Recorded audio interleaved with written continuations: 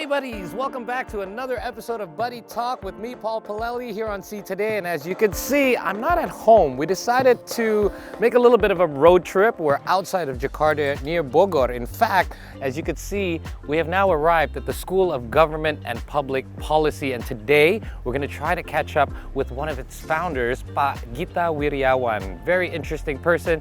He is a banking investor. He is a former minister, the Minister of Trade. He's been a politician. And he's dabbled in music as well. So it's going to be very interesting to find out his thoughts on the latest. So without any further ado, guys, class is about to be in session. Let's try and catch up with Pak Gita.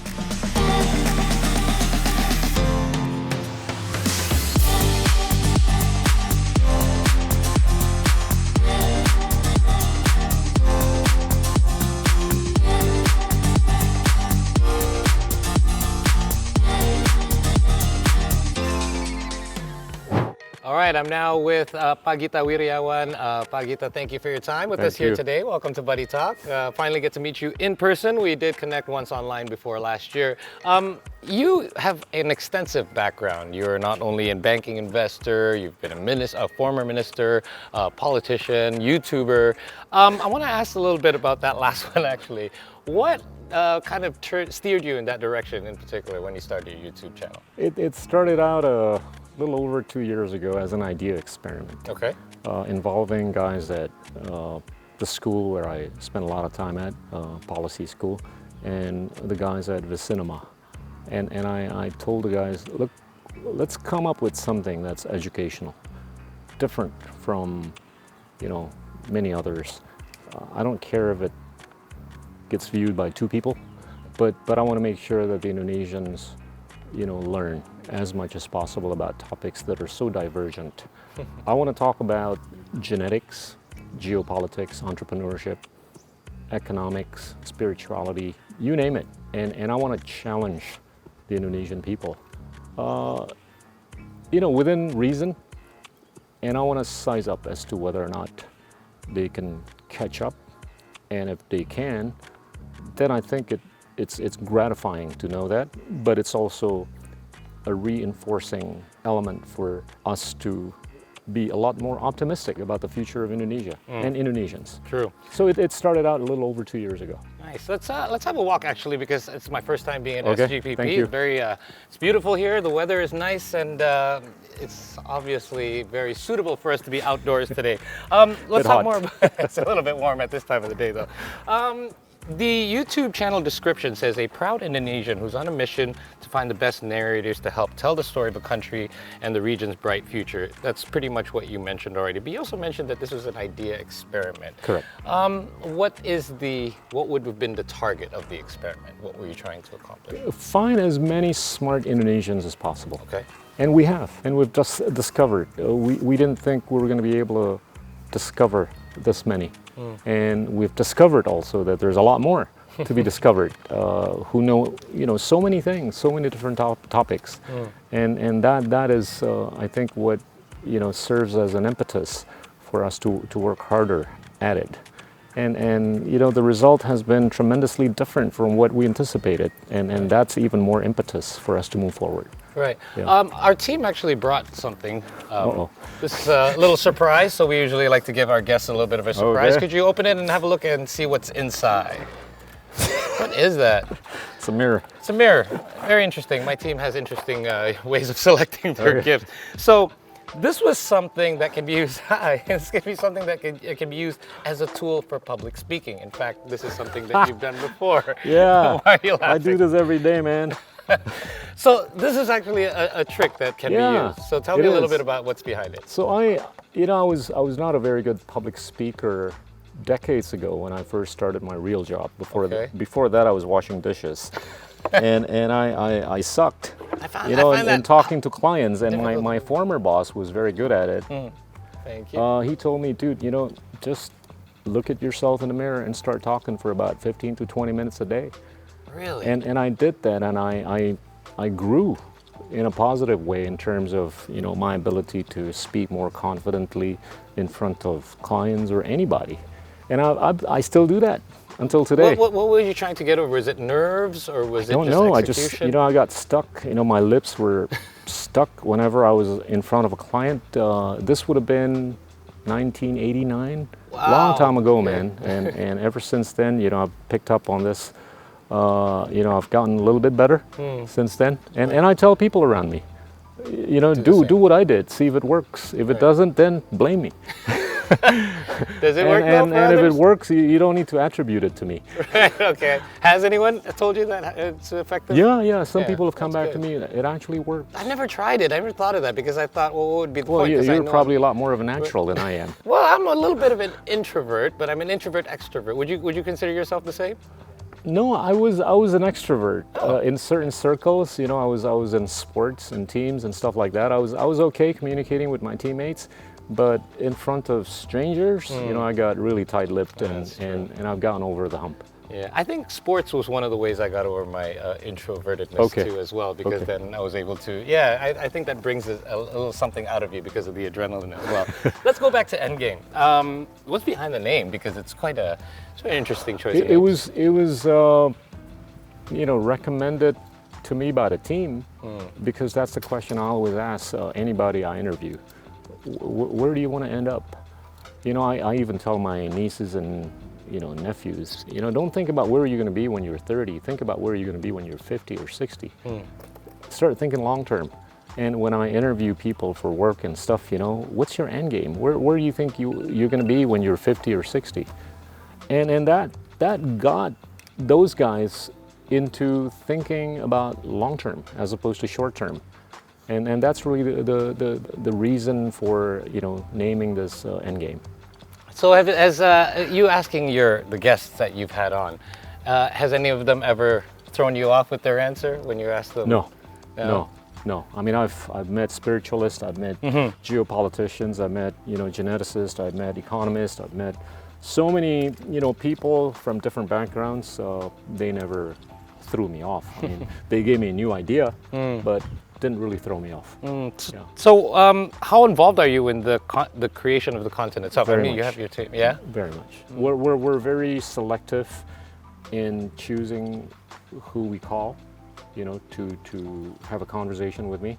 And I like to call this a conversation. It's not an interview because I follow the guest. Okay. I don't have a set of questions.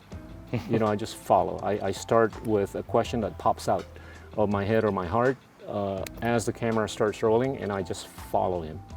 And then I try to measure as to whether or not he's tired or he's not.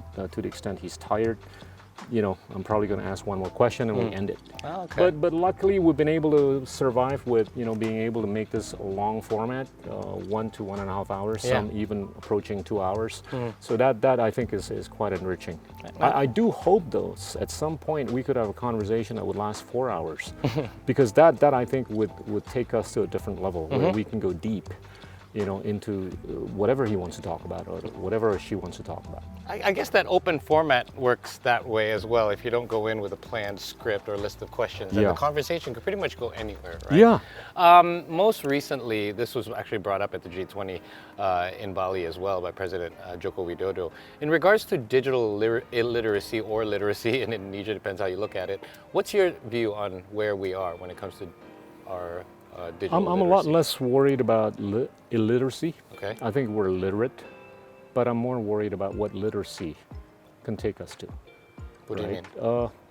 We have become a lot more digitally literate, but we haven't really democratized ideas, right? I mean, I've been saying this, quite a few times in the sense that, we've seen massive dissemination of information, but we haven't seen massive creation of ideas. If any, ideas have gotten polarized. And this is where I think we need to be mindful of in terms of guiding the literacy so that ideas are created in a much more robust and diverse manner. Polarization of ideas is not good for any community around the world. I do believe in the robust cultivation, fertilization of ideas. So that I think is something that we need to do with regards to our being literate digitally. Right. Yeah. Just take for example social media, right? How the young generation looks at it 9 to 10 hours a day. That much? Wow. Well, I mean, the Yeah. average use of handphone on a daily basis is 9 to 10 hours a day. That's mostly looking at TikTok and Instagram. Yeah, true. I don't spend nearly as much. I try to spend less than 2 hours a day on my mobile phone. And do realize that there's good contents in social media, but there's a lot more garbage in social media. So I think we as parents, we as adults, I think have to make sure that this is moving in the right direction in terms of where we go from being digitally literate to all the noble things that we want to achieve going forward. Very good. When it comes to YouTube, many people watch your YouTube channel. Who do you watch? I watch Joe Rogan and Lex Friedman quite a lot. I've been watching Andrew Huberman quite a bit. These are long format, long form. Similar. Yeah. Hopefully we'll get to being half as good as those guys are someday. Yeah, well, you're on your way there. Okay, so we've been talking a lot about content creation. There's a couple of pieces of content I would like to show you. So have a look at these. Just have a look at it first. So these are just a couple, but there's many others like this where it's more like, I guess in a prank format. And it does garner a lot of views. At the expense, I would say, though, of sometimes innocent bystanders, or there's another one here. This one involves like young people. What do you think about this? Because I find that there's a possibility that this encourages this sort of behavior, especially when people get, people like sometimes go viral because of this kind of thing. What is your take on this? Because it's so vastly different from the stuff that you're trying to do on YouTube. Well, that's one reason why we're doing what we're doing. Okay. Right? To bring about more balance to how the young kids are being nurtured and educated. I've been making a point about how the attaining of a position of leadership in any dimension would have been based a lot more on sensationalization, a lot more on festivalization, as opposed to intellectualization. I do believe that we can become a great nation if we have the wherewithal to intellectualize a little bit more. Right. I'm not in a position at all to annul any of that. Okay. But I'm in a position to bring about a balancing element to the equation. And I do hope that more and more people resonate with what we have to offer. And it's not necessarily what I have to offer, but I think it's a lot more with what the guest have to offer. That's true. And they do have a view. They do have an opinion about stuff like that and whatever they're working on. And to the extent that resonates a little bit better, and we take the long view. We don't take the short view. Okay. We're not dogmatic about where the world is going to be in 6 months' time, but we're optimistic that if we keep at it, hopefully as long as possible, I think we're going to get to where we want to be. Nice. And buddies, you don't go anywhere either. We've got plenty more to come with Pak Gita Wirjawan when we return. Stay with us.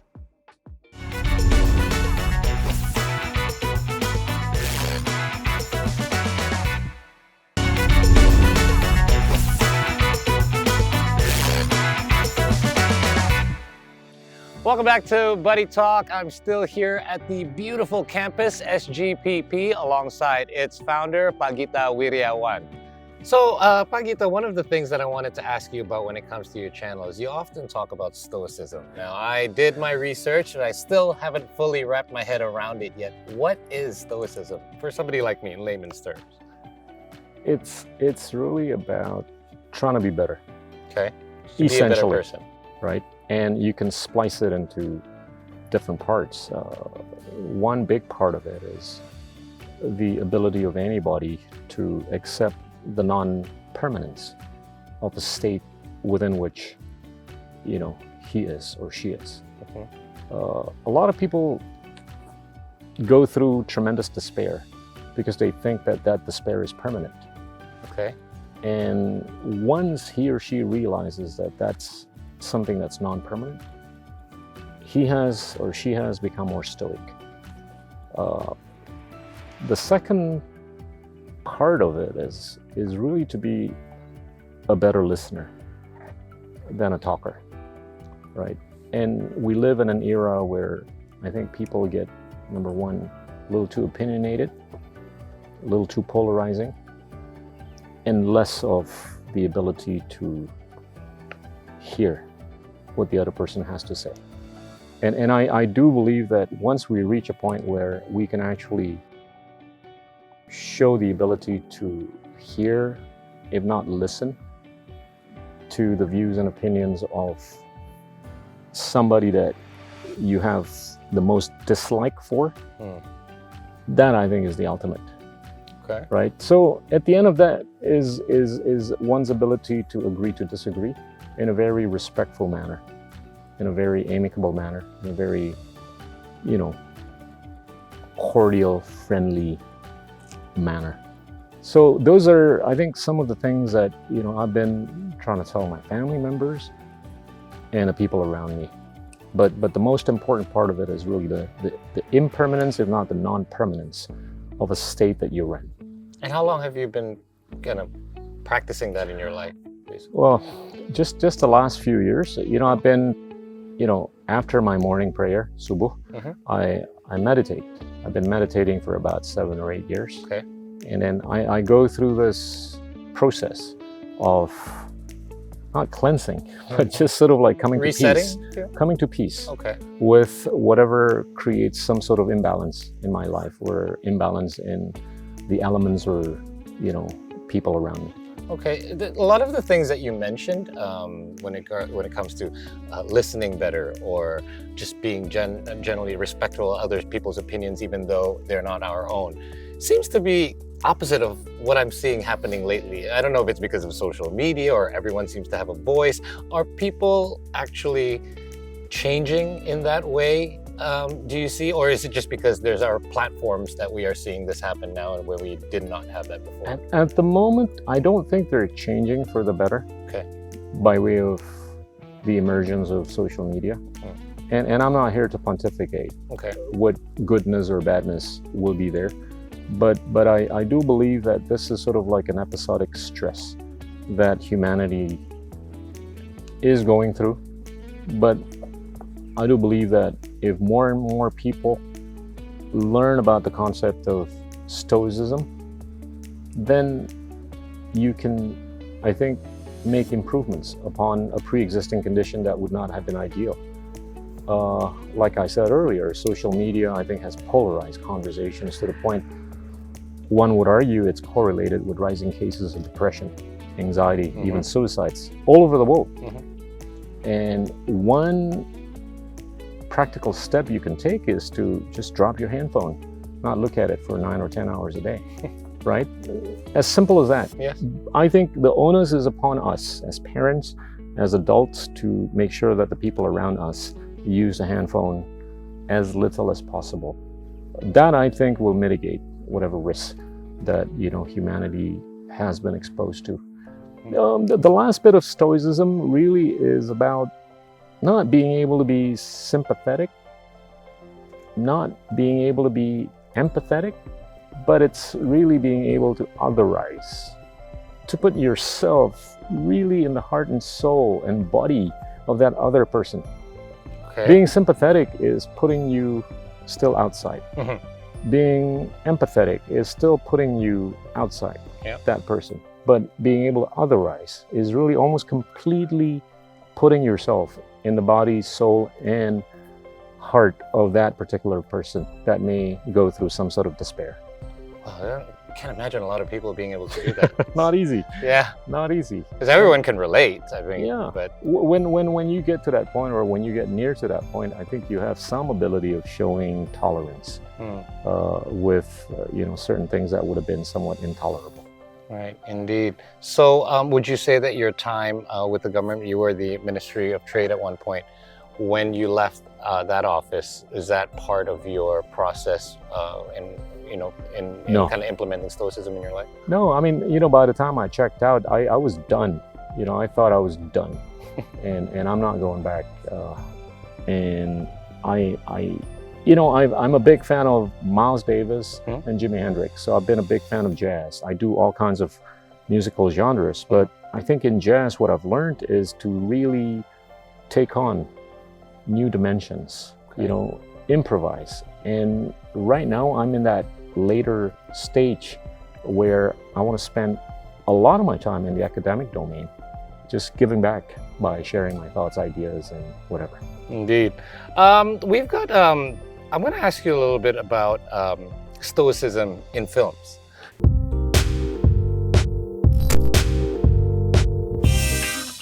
Hopefully you've seen these. I'm going to just show you a clip. These are examples. I want you to perhaps help me find I like how you give me all these tests. Well, these are a little quiz, a little buddy I don't challenge. watch a lot of movies, by the way. Yeah. So, but perhaps you'll know the first one. Let me find it for you. How will the world speak my name in years to come?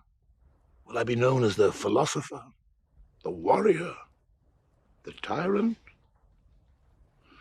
Or will I be the emperor? Okay, you recall that part of it? Yeah. Tell me a little bit about how Your loss is my loss.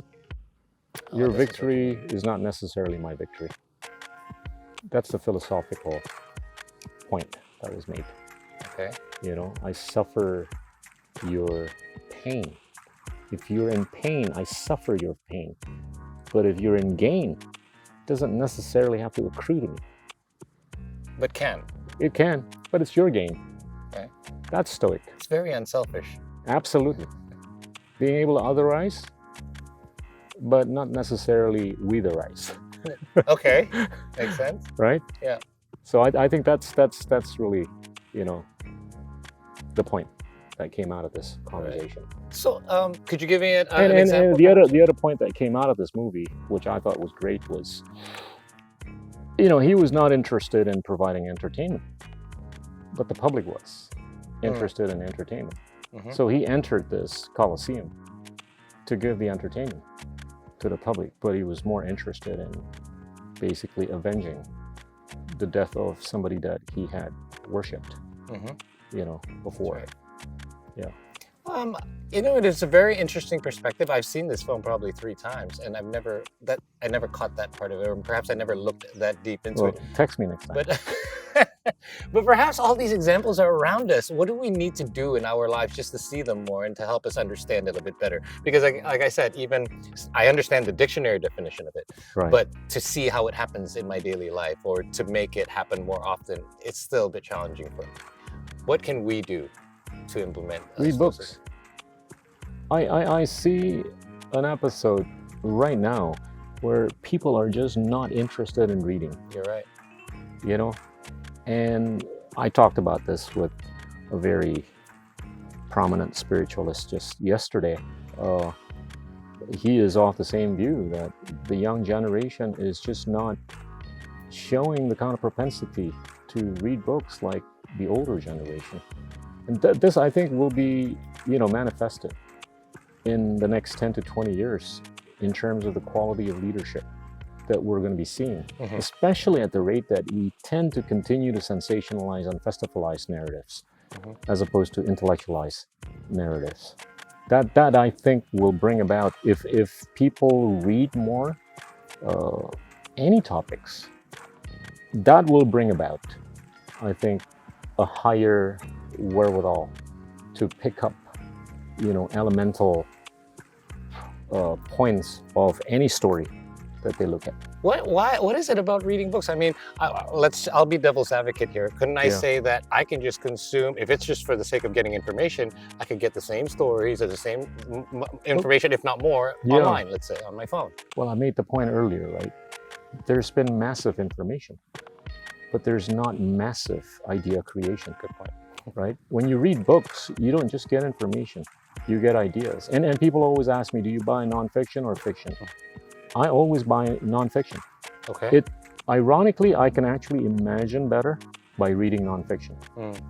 People think that you'd be able to imagine a little bit better by reading fiction. It works the other way with me, completely the other way. You know, by reading what somebody actually had to go through, truly allows me for a much more imaginative, you know, endeavors. More realistic, you know, it's happened. Correct. Right. Correct. What are you currently reading?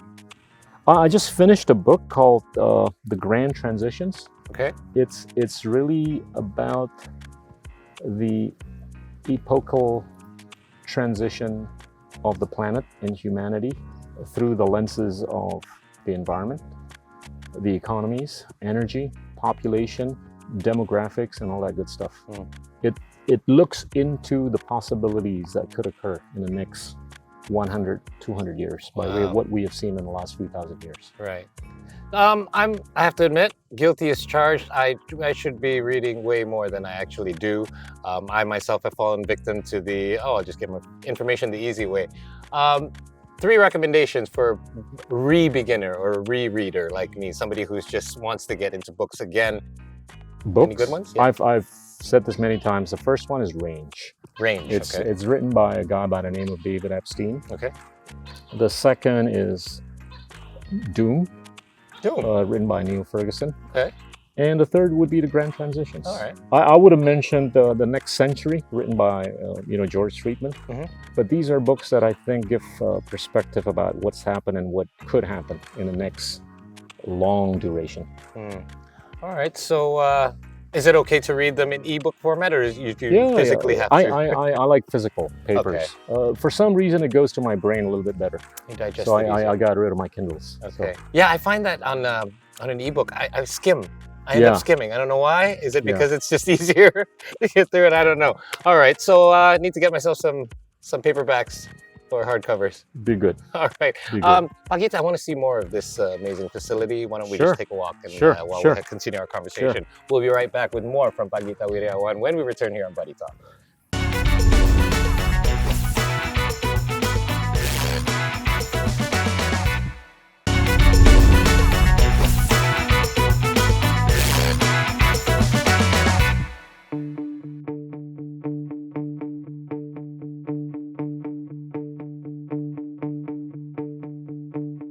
Welcome back, buddies. Still here. We're actually outdoors enjoying the beautiful weather, and I'm still chatting with Gita Wirjawan. Gita, I want to talk a little bit about what just took place most recently in Indonesia. We know the G20 has finally come and gone. Indonesia, like many other countries, is still relying primarily on coal as an energy source. But we are trying to make an mission to reach zero emissions by a certain amount of time. I want to ask you first, how ready do you think we are, both as a society and as an infrastructure? I think we're a lot more ready today as compared to 5 years ago, much less 10 years ago, by way of the exponential nature of how, innovation of technology has grown in the last few years. So I would be in a camp where I'm optimistic about how we're going to be exponentially more ready in the near foreseeable future by way of technology, not by way of policy. Okay. And I've always advocated that, carbon is something that we're not going to be able to live without for a long time, but it doesn't mean that, we shouldn't be transitioning. And eventually, embrace full renewability. But transition is important because, any disruption to economic activities, by way of our adopting or embracing a completely renewable paradigm would not do justice to the people. So I think there needs to be some element of incrementalism in terms of how we transition from the old paradigm to the new paradigm. Do you think it can have an adverse effect on our economy, this transition? Which is why I've been advocating a bit more of an incrementalist type of transition, so that it wouldn't have the adverse effects that many would have thought of. But it doesn't mean that we need to continue embracing the old paradigm. Right. Just as an illustration. If we take a look at the energy generation capabilities of Indonesia, they're at about 70 to 80,000 megawatts. Okay. That translates to an electrification on a per capita of about 1,000 kilowatt hour.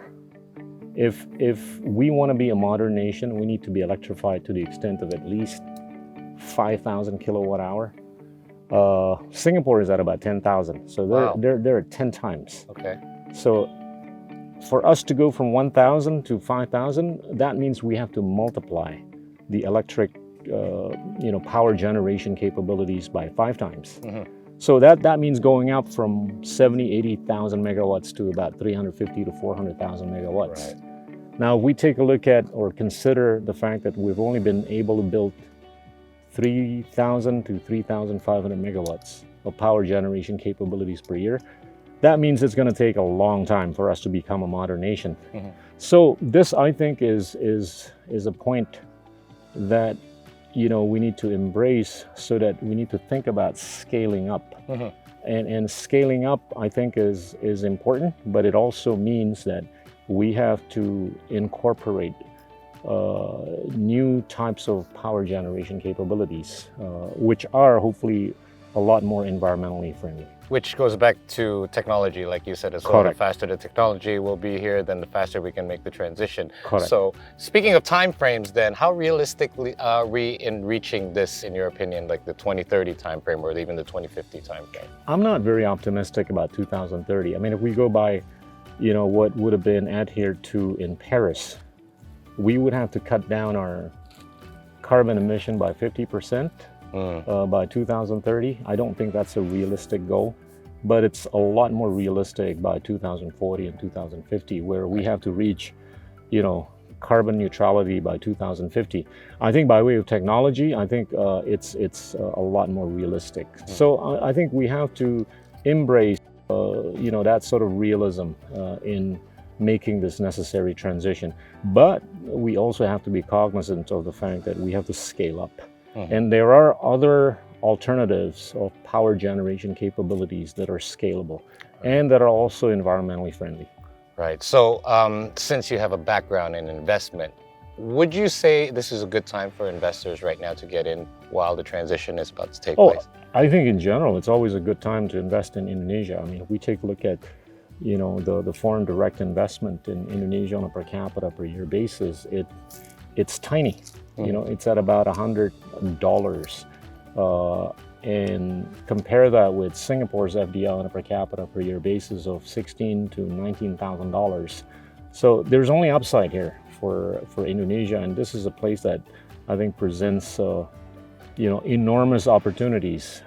We can go back to the old cliche of what we can offer, but I think from a risk-return profile standpoint, Indonesia is a very robust investment thesis. Yeah, I mean, there's two sides to it, right? I mean, investors, it's obviously a very attractive time for investors right now. And in fact, I would say that for a consumer, it's a very exciting time too. I'm on the fence very much myself, Gita. I'm on the fence of, I really want to be electrified, but am I going to be able to adapt my lifestyle? Like, what's your take on how people see electrification these days? Because there's the pro side, there's the con side, and then there's a lot of people like me that's kind of stuck in the middle. Like, I want to be pro, but I want to make sure that I'm also able to, do all my daily activities and take care of things that I usually take care of, and plus affordability as well, because then I would be spending more money up front as opposed to, and saving money later on down the road.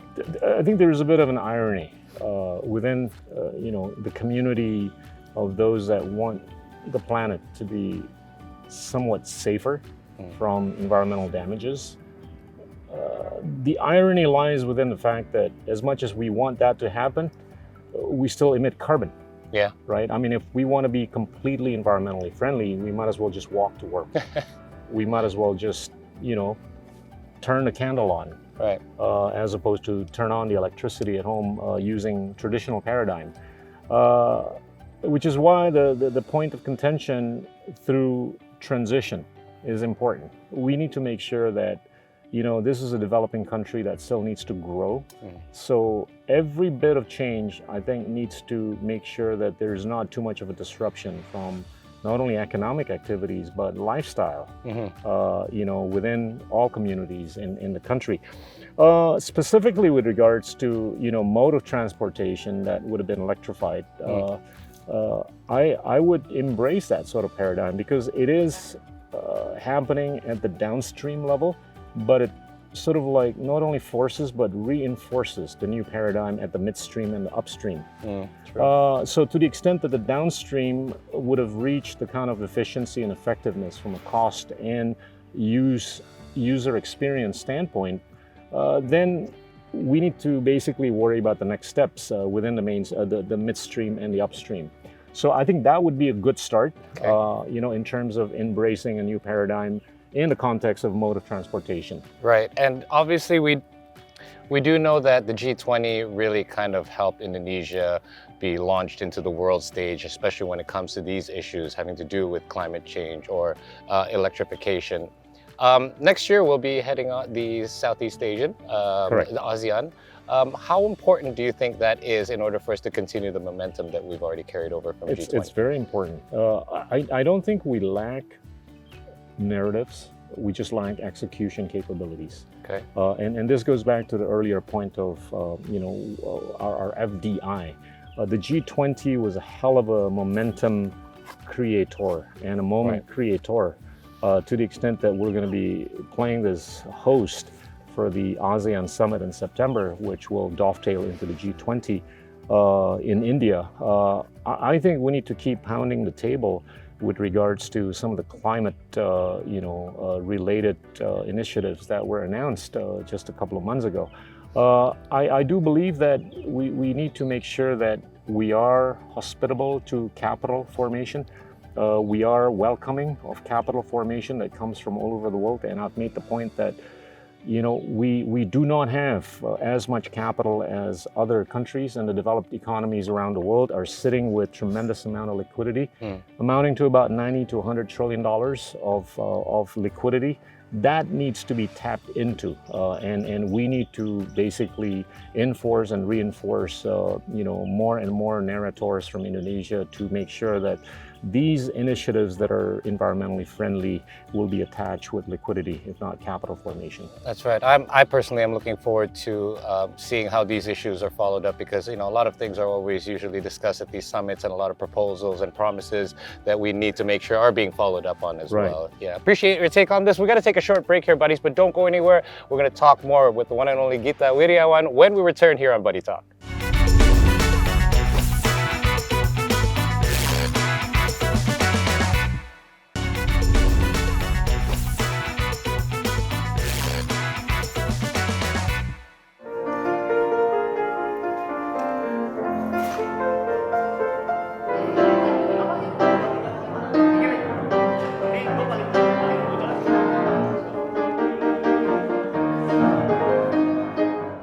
Welcome back, everyone. Still with us here on Buddy Talk, and I'm still with Gita Wirjawan. Pa Gita, we're going to explore a lot of your different sides, but now I want to explore more about your musical side.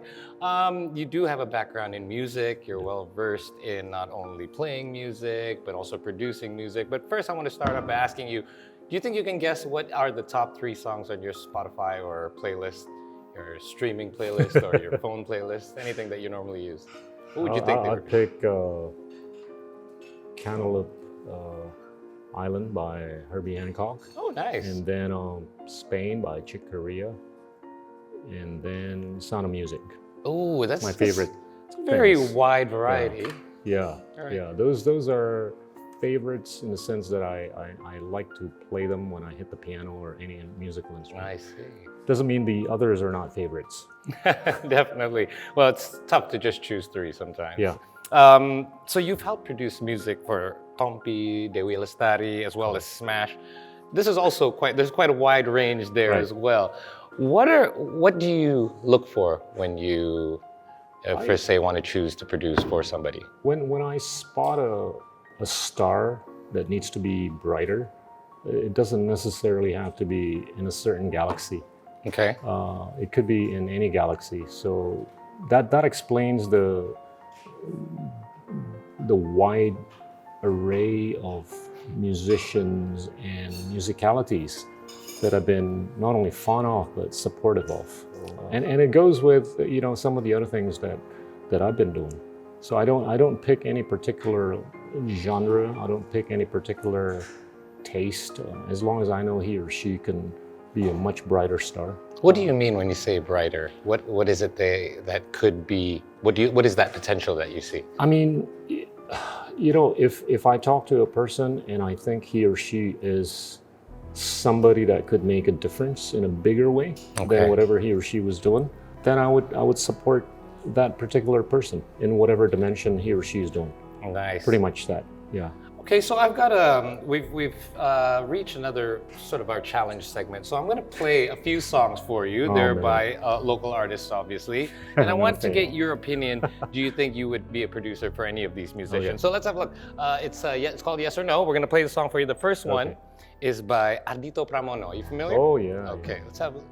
Tiba tertunduk termenung terkulai terluntar cemas akan guna musnah asa. Top. Someone else who's very good on the piano, by the way. Hembusan badai dari seberang. So what do you think about Ardhito Pramono? Just someone whose star can certainly be brighter. It's already quite bright. He's a dear friend. I would be supportive of him. You know, going all the way. He represents, I think, the new generation of musicians in Indonesia that deserve to be globally known, because his genre is universal. I don't think it's uniquely Indonesian, and he can sing both in English and Bahasa. That's true. And I don't see any reason for his musicality not to be recognized, at least regionally. I think globally, I think is within the realm of possibilities. Nice. There's another young man who's also well versed in both languages, can sing in both. We're going to play his track for you right now. Okay.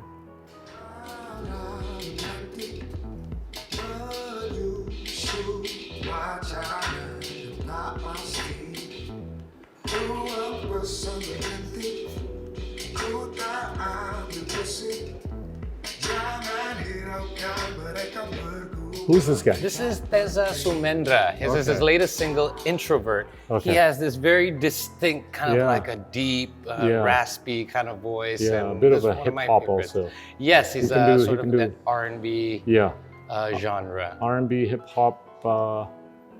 Haven't heard him sing in English. Okay. But to the extent he can sing in English, that will take him to a different place. But locally, I think he's going to do great. Yeah. By what I've heard. Yeah. Amazing. One of my favorites, definitely. We've got one more to play for you. Hidup berjalan seperti bajingan, seperti landas Nice.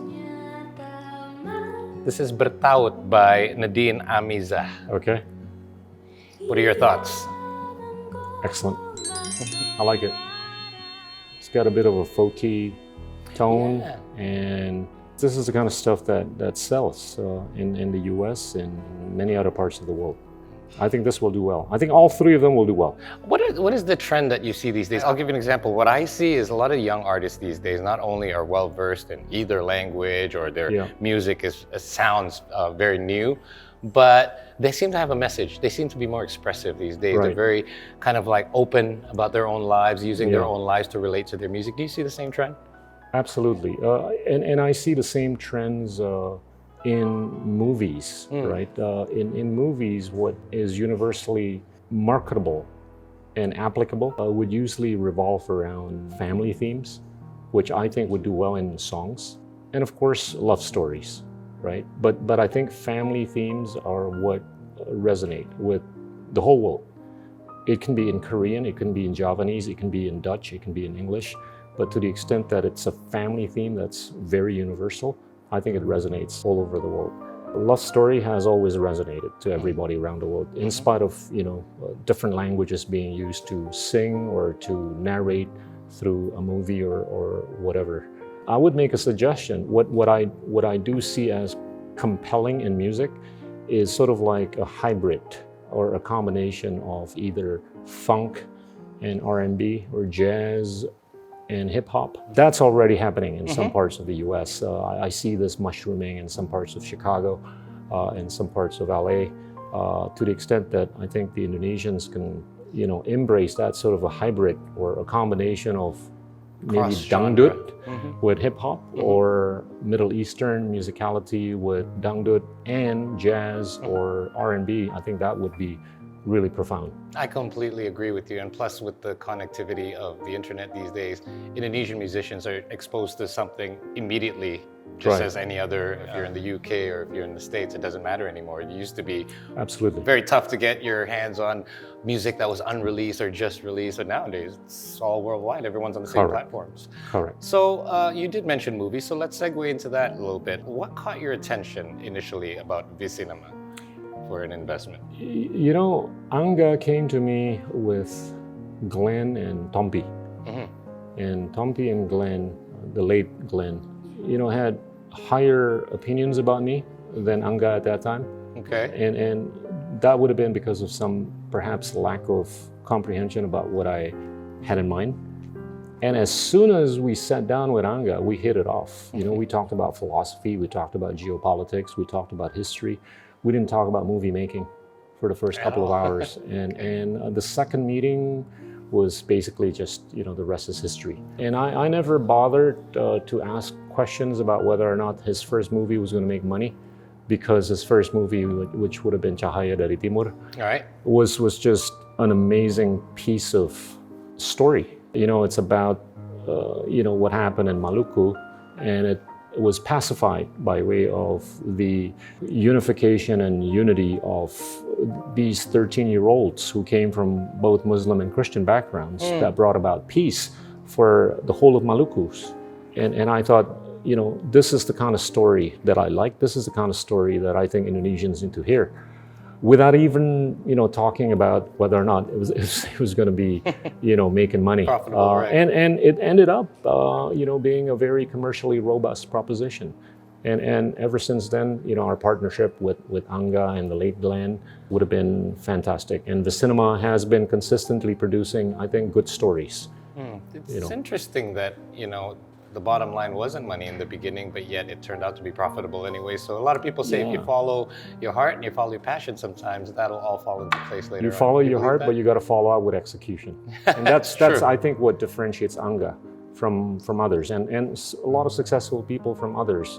They make a difference not only because they have the passion and the vision, but they have the wherewithal to execute. Do you remember the last, what was the last Indonesian film that you saw that you really enjoyed? Well, you know, our own movie, Mencuri Raden Saleh. I Amazing. thought that was Congratulations, by the way, on the thank award. Thank you. Yeah. Thank you. Well, then we. That was another story that I liked. You know, before production, Anga basically broached the idea. Look, we should make this. I think it's gonna, you know, put Indonesia on a different level, and I think it did. Yeah, me And too. it feels like a very international movie. And I keep pounding the table, you know, when I see these Korean movies winning, you know, Oscars. I don't see any reason why Indonesian movies cannot win an Oscar. I think Parasites is something that, you know, many Indonesian directors and producers could have produced. But I do believe that, you know, for an Indonesian movie to win an award such as the Oscars, I think would require much more holistic effort from end to end. And that's, I think, what the Koreans have been better at Yeah. than Indonesians. And in fact, I would argue that as well, that we one day hopefully will not have to say, hey, this Indonesian film is so good that it looks like a foreign film. We should just look at it as that, as the standard. right? Absolutely. Yeah. What do you see is Indonesia's potential for the creative economy? Let's just look at it as an overall, as a whole. Because nowadays you could see that our films are being nominated or at least being showcased at international film festivals. Our musicians are playing at Coachella and other giant festivals as well around the world. So how far can we go? I think we can go very far in the next 10 to 20 years. Okay. I don't, you know, I'm not in a camp that believes that we have not won, you know, at the kind of levels that the Koreans have because of lack of talent. I think we have a lot more talent because we have a lot more demographics, we have a lot more diversity, and I think we're going to continue being demographically very rich. It's just a matter of harnessing these demographic dividends in a beautiful manner, but like I said, in a collective manner. We suck at working collectively. Yeah. Whether it's because of too much individualism within our community or society, or maybe we need better leadership in making sure that, there is a much more collective effort going forward. And I do believe that in the near, if not the very near foreseeable future, there could be surprises in a good way happening out of Indonesia. I hope so. We've gotten a few At, of them at a already. global level. Right. Yeah. So if we look at the next at least couple of decades, should be very exciting coming up for us. Oh, I think 5 to 10 years, I think we would see a culmination of some truly robust, results. Yeah, absolutely. Gita, thank you so much for your time. Thank you. It's been great. You have a wonderful facilities here, by the way. I love the campus. It's amazing. Glad that we got to hang out here and Thanks, Paul. spend the day here. Thank All right, you. buddies. Unfortunately, we're almost out of time here on Buddy Talk, but I've just got a little bit more time to remind you guys to always tune in every Saturday and Sunday night at 8 p.m. only on See Today. Don't forget to give us a follow on our socials as well. You can find us on Instagram at BuddiesTalk_See Today. I'd like to thank Gita Wirjawan for his time here with us today. My name is Paul Pallelli signing off for now. We'll see you next time. Bye-bye, buddies.